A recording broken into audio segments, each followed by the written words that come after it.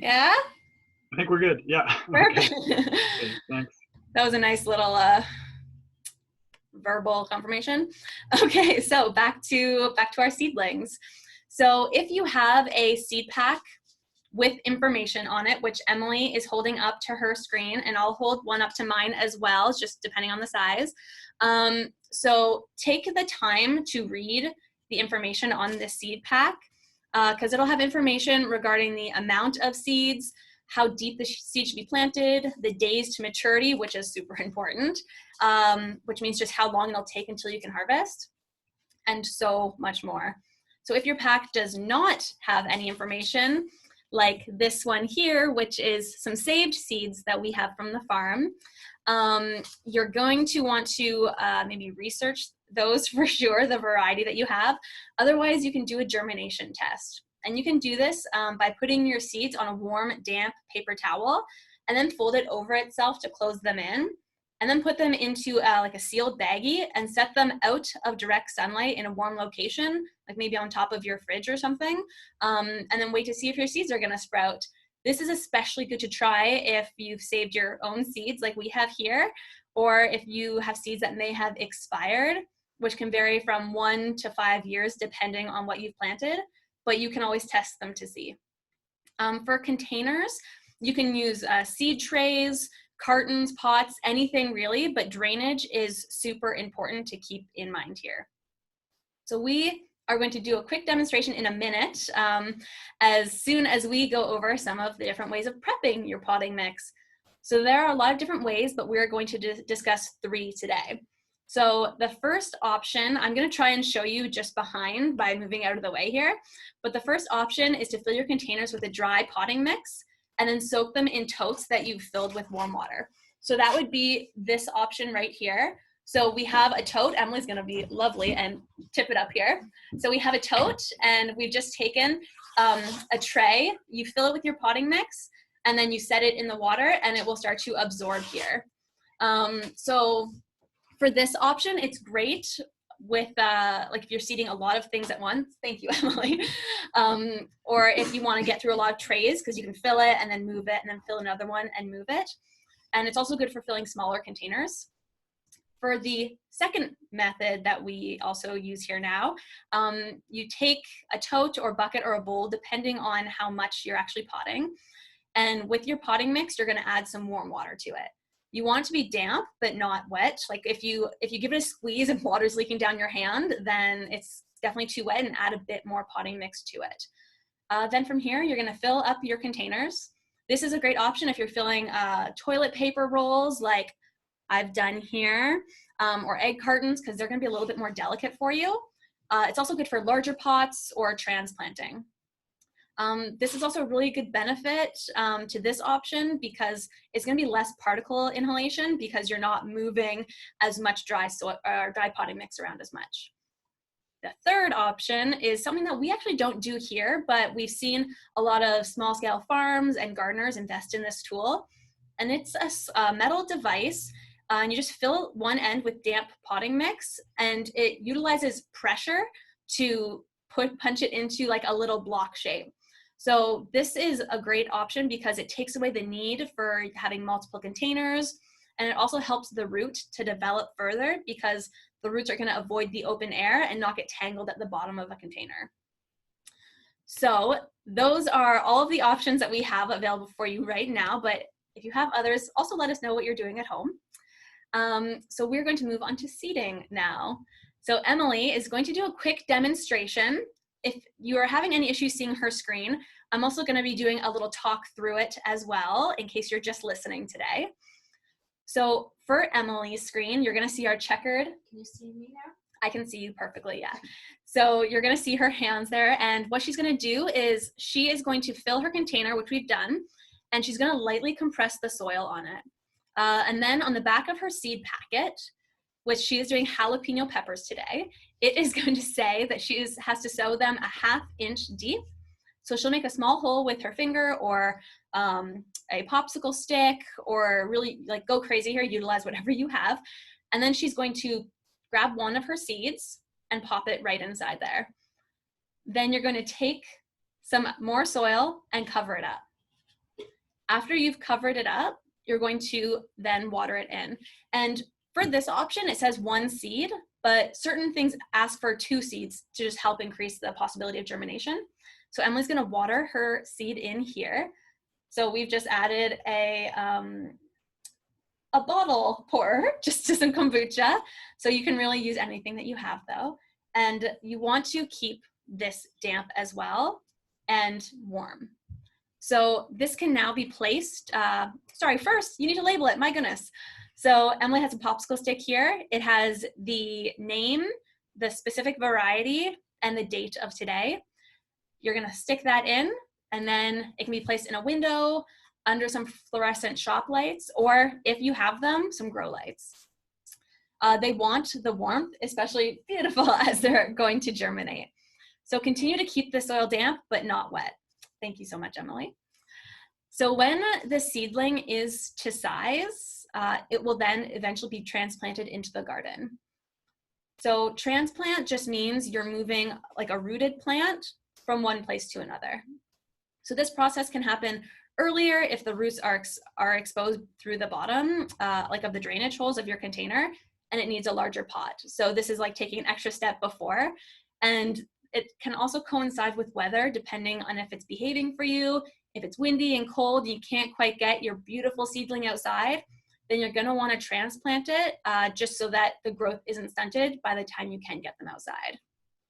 Before we move on to actually planting these seedlings in the garden, we're gonna go over a few vegetables and edible flowers that prefer being transplanted as seedlings, or if they prefer being direct seeded, which is just planting the seed directly outside in the garden. So first up, what prefers being direct seeded outside? So this is a lot for home gardeners as well. So you have beets, carrots, cucumbers, peas, radish, salad greens, turnip, fennel, bachelor button flowers, which are cornflowers, borage, it's an edible flower, and zinnias if you're growing flowers. Although those are the main ones that we have here on the farm, there are many more. Now up next is what likes to be transplanted. So firstly, I will say cucumbers. It's not that they necessarily like being transplanted, but they are great to be directly seeded because the roots are incredibly delicate. So you should avoid, if you can, starting them inside, and then just wait until you can actually get them in the ground. So some other plants that you can seed early indoors and then transplant outside include things like tomatoes, peppers, onions, leeks, celery, because they like to get an early start because they take a long time, or they prefer the warmer conditions. And also heads of lettuce, zucchini, pak choi, kale, cabbage. The list can be endless for either of these. A quick tip for some gardeners, if you're just starting out this year, there are some fast growing veg as well. So this includes arugula, most varieties of radish, salad greens, spinach, bush beans, and snap peas. If you want to Google a few more, feel free, but those are just some of the ones that we do here as well. So now that you have your seeds into their trays or containers is the hard part, because now you have to wait. And the wait feels like a lifetime when you haven't seen something germinate yet, because it's the beginning of their growth. So it should be in a warm location, and the soil temperature needs to be nice and warm because that's what they prefer to germinate in. Again, check your seed pack because everything will pop at a different time. Once it does pop through the soil, you'll want to make sure you have those lights or sunlight on it, and water your plants when they need it. A little bit of drying out means the air is moving through the soil and roots aren't being suffocated. So keep that in mind. This is why the watering schedule can sort of be difficult to follow, because now is the part where you start listening to your plants and they'll constantly try to show you what they need. Also, going back to germinating and seeding, there is sometimes a little bit of different in growth as well, because your seedlings literally know when we've got Olivia sneaking by over here, we definitely know when it's time to, like when it's winter or when it's spring, so they will start to come up at different times depending on how long they will take to grow. So something that we have for something that takes a little bit longer, not longer to grow, but it has a harder time germinating, depends on warmth or how cold it is. So something that we have here is a kale called White Russian. And we seeded it earlier this year, and it went stringy and leggy right away. So then on our second planting, we decided to move it to a cooler location once it popped, because it was one of those vegetables and seedlings that needed cooler weather to keep it from sort of bolting right through and just getting leggy right away. So for your seedlings, something that we do here is called, well, we use cinnamon. So there's a fungus, which is the culprit for seedlings not really growing really well, and that's called dampening off. So when the stem of the seedling near the base starts to narrow, which I have a beat here, I don't know if that's even able to be seen, but from here all the way to the soil, it looks like it gets really, really thin, and it's because it's gone stringy and dry. So with that, you can use just your good old cinnamon and sprinkle it right on top of your seedling and around it. I do know a lot of people who also put the cinnamon right on top of the soil even before it's popped, but there's no harm here, so definitely give that a go. After all of this and like the love that you've put into these plants, you can also decide to buy plants. So with plants that you do buy, generally they've been hardened off first, but not always. So we're going to go over sort of what that means and how you can do it as well. So for hardening off and setting out, it's a practice of putting your seedlings outside in a controlled manner. So when you harden off, and you harden off and you think you're about a week or two from actually transplanting them into the garden. So you can also check this by noting the days to maturity on your seed pack or through your research. This time frame can vary, again, depending on the season or if how long they've taken to grow, but you can ballpark based on the look of your plants as well. So to harden off, you want to take your seedling outside in a sheltered spot for a few hours at a time. So it lets your seedling gradually adjust to the weather conditions. So we do this even though we have a greenhouse or a hoop house. And honestly, last year we didn't really make it a huge focus here. We kind of only did it when we had the time. Whereas this year we've made it a really big priority and step, and it's made a huge difference. So it reduces the shock to your seedling when it finally makes it into the ground, meaning that it will continue to grow right away rather than taking its like sweet time to adjust to the new atmosphere. Each day you want to increase the time your seedling spends outside as well. After a week, you can try leaving them outside overnight if you want, though be mindful of the drop in temperature at night. Vegetables such as tomatoes should go into a cold frame or a sheltered porch overnight because they can be really sensitive to frost. So now, moving on to planting outside. Would you mind hitting that, Emily? So for planting outside, this part is always really exciting for us because again, once you spent so much time with a seedling, like in a container, now it's time for the hurdle of trusting that it will continue to grow once you put it into your garden. So you're going to remove the plant from its container, and we usually have a chopstick or a bamboo stick handy to use to pop the plant out of the drainage hole in the bottom. But you do have to assist the plant sometimes. So if you're going to do this, pull the leaves and not the stem. So if a leaf breaks, it can regrow. Whereas if you hold a stem and it breaks, your plant is done. So be gentle with the roots as they're coming out as well. And then plant where you've chosen, as we discussed in part one. Just dig your hole, put in your plant, and then you're going to recover it and water it in. If you've seeded into paper or cardboard, like we've tried here, then what you're going to want to do is you're going to want to open up the bottom or cut it off so that your roots can start to like open up and have access to the ground. And you want to make sure that the top rim has been shortened as well, because once it does get watered, if this is exposed out of the top of your soil, the moisture will go right there and won't drain all the way through to the base of your plant. So after you've watered in your plant, once it's in the ground, it should stay damp, not like drowning or wet, but just damp until you see your plant start to grow. and then you can start to get it on more of a schedule as well.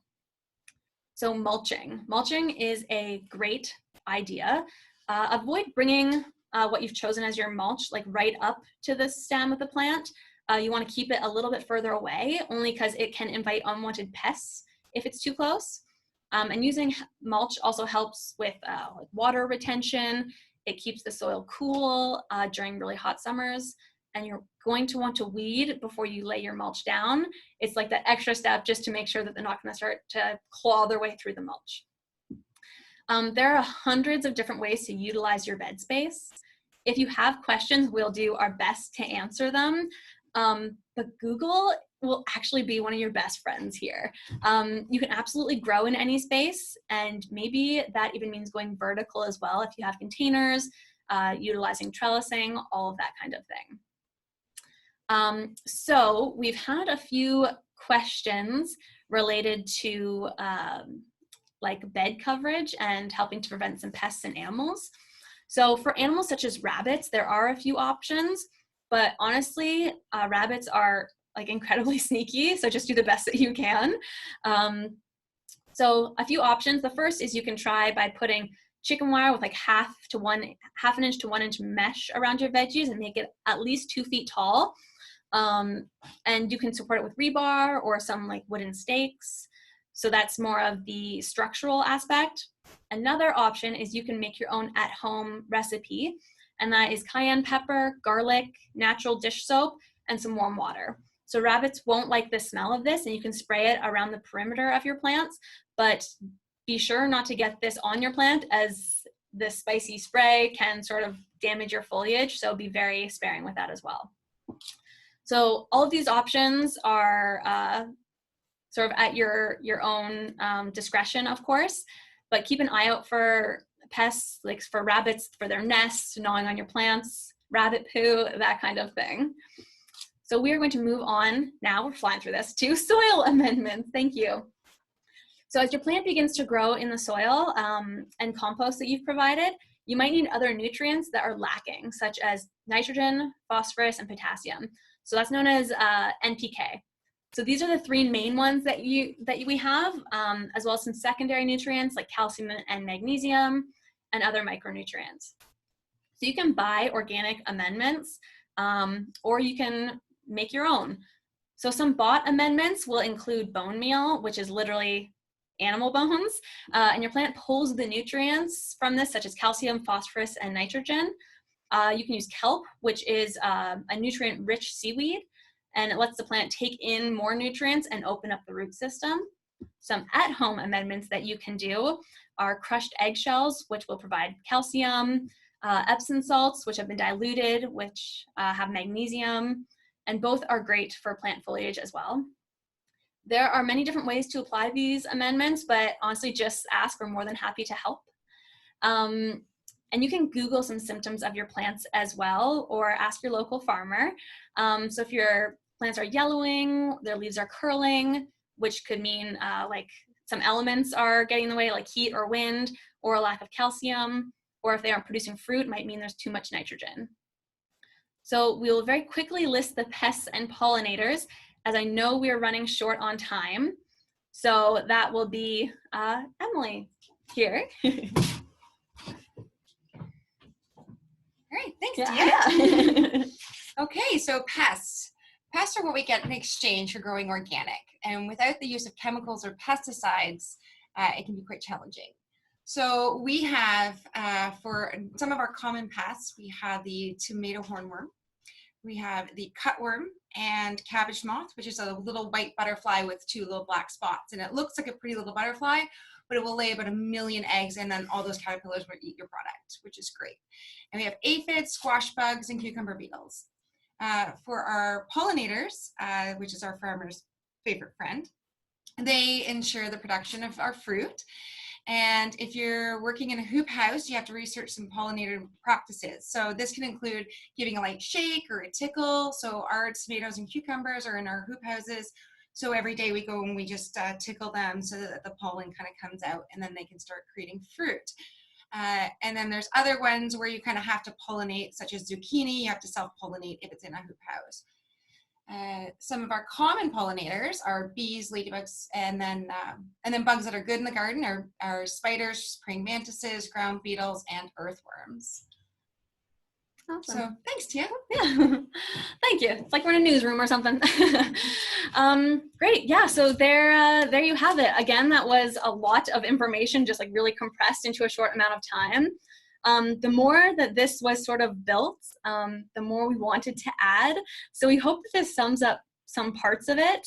And we're more than happy to take some questions. My email is attached in the chat.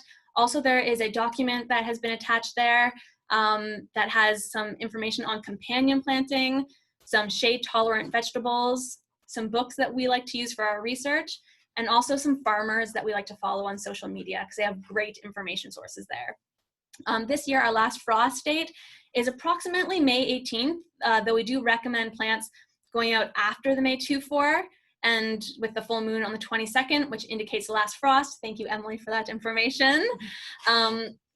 So that means that the nights off as well won't drop too low in temperature. So therefore you have about 5 or 6 weeks to sow your seeds and grow your plants so they're ready to go in the ground. To get you going, we will be having a plant sale here at Mingle Hill Farms on May 9th and May 16th. So it will be pre-order online and curbside pickup. The website will be updated. That's minglehill.com, sorry. And that will launch on April 27th, so stay tuned for that as well. Till then, keep an eye out on our Instagram. Our social media creator, Olivia, will continue to post about our farm on there. And also watch our social media for more Zoom and YouTube videos. And thank you, Ryan, and to the Grimsby Library for inspiring us to get online. We're super excited to keep you growing. So now we'll move on to some questions. So I'm going to unmute Ryan. But some questions that we have here. Nadia, sorry. Cayenne, garlic, natural dish soap, and warm water is going to be what you want to use for rabbits there as well. And hey, Tia. Yeah. I can't get my notes up. The chat. Oh, okay. I've got it here. All good. Any tips for leggy seedlings? Yeah, Sal, thank you for that question. So unfortunately, there's no way to like compress them back down.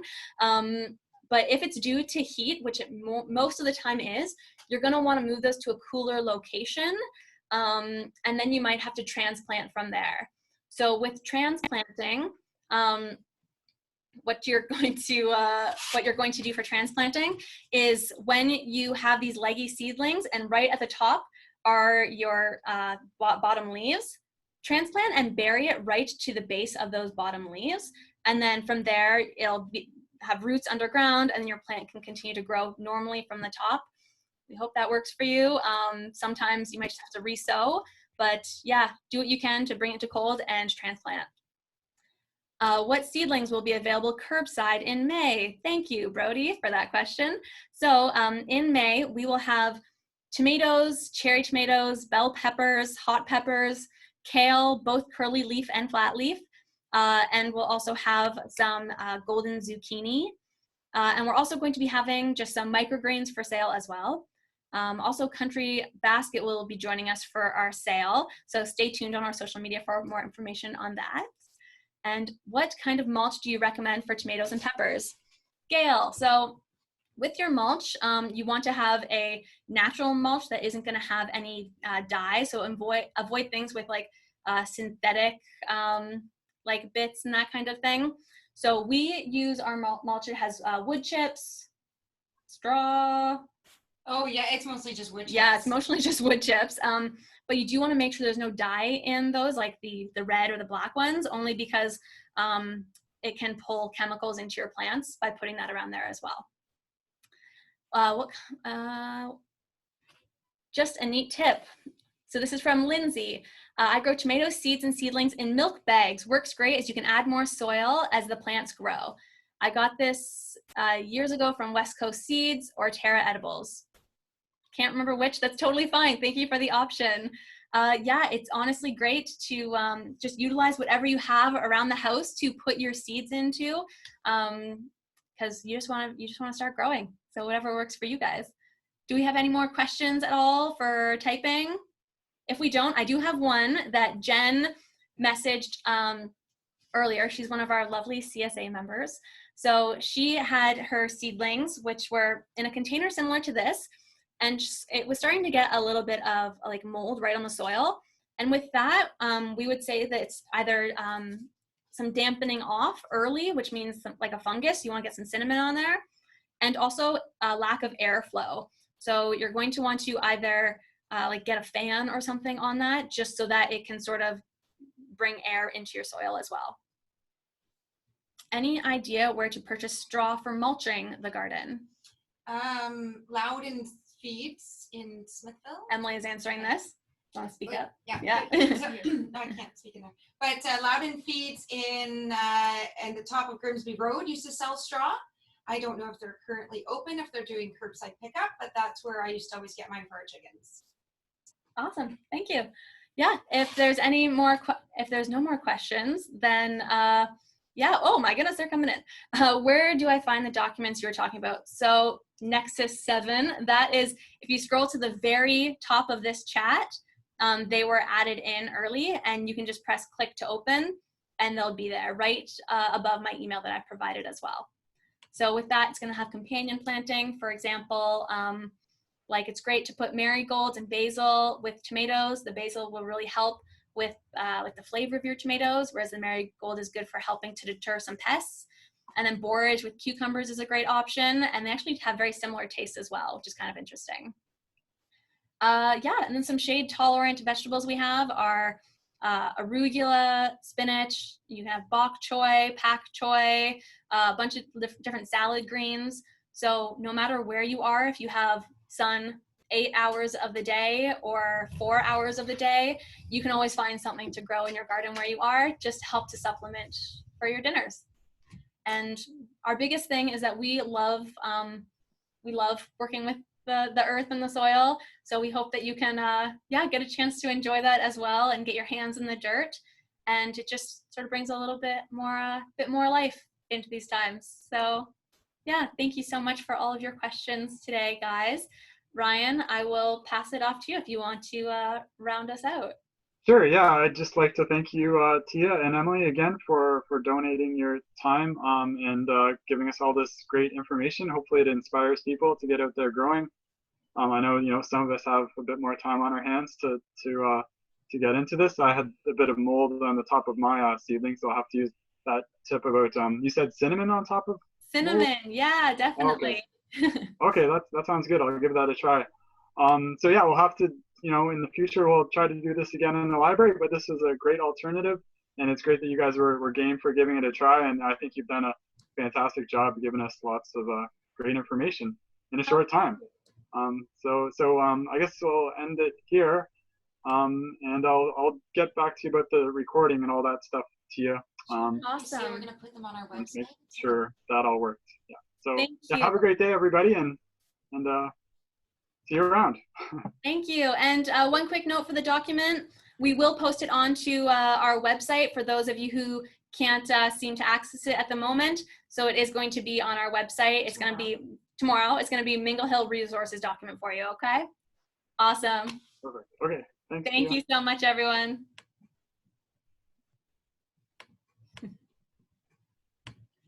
I'm going to see if I can add this again. Participants. I know we've still got everyone on here. It's okay. Stop recording.